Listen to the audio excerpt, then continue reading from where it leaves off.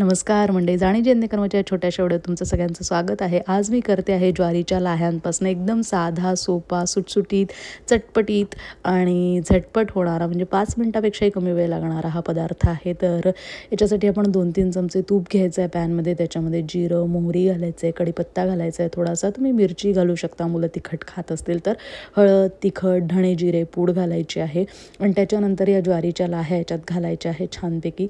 सगळा मसाला याला छान कोट झाला पाहिजे। मीठही तुम्ही तुपातच घालू शकता किंवा वरतून पण घालू शकता।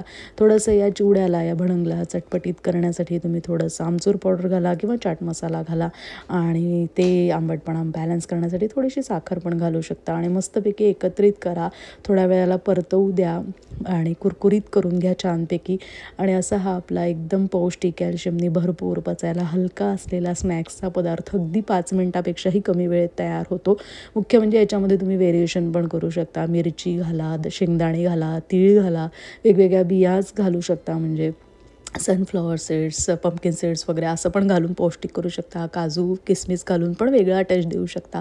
तर नक्की ट्राय करा असा स्नॅक्सचा प्रकार, जो मुलांना खाऊच्या डब्यात तर देता येईलच किंवा संध्याकाळच्या वेळेतही खाण्यात देता येईल किंवा स्वतःसाठीही करून बघा। अतिशय पौष्टिक आणि मस्त चटपटीत असा प्रकार आहे।